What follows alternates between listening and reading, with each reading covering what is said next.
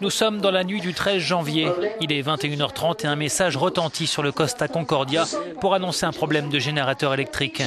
La situation est sous contrôle, dit la voix. Pourtant, le navire vient de subir un choc très violent et commence à chavirer. Le message est diffusé en plusieurs langues. Il n'y a aucune raison de paniquer. Restez tranquilles, nos techniciens tentent de résoudre le problème. Selon des témoins, l'alerte générale a été donnée entre 1h et 1h30 après que le paquebot a heurté le rocher. Commence alors l'évacuation de plus de 4000 passagers et membres d'équipage.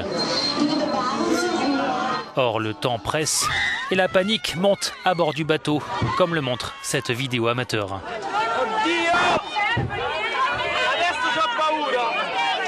Il n'y a pas suffisamment de radeaux de sauvetage.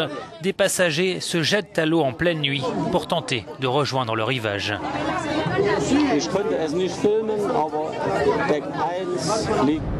Alors que l'évacuation se poursuit, le capitaine Francesco Schettino a lui déjà abandonné le navire. Sa conversation téléphonique avec les gardes-côtes est enregistrée. Qu'êtes-vous en train de faire, commandant? Je suis là pour coordonner les secours. Qui coordonne là-bas? Remontez à bord pour coordonner les secours. Mais vous vous rendez compte qu'il fait nuit et qu'ici on ne voit rien?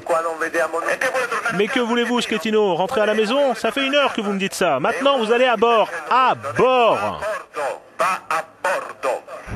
La capitainerie date cette conversation de 1h46 du matin. Le commandant, qui est réfugié sur un rocher depuis minuit 30, ne remontera jamais sur le bateau pour piloter les opérations de sauvetage qui se poursuivront jusqu'à 6h du matin. Sur le rivage, des passagers témoignent. On a été assez aventureux. Nous sommes de bons nageurs, donc on ne s'inquiétait pas trop pour nous. Mais il y avait une famille française avec leur enfant de 10-12 ans. Ils ont sauté et nagé comme nous.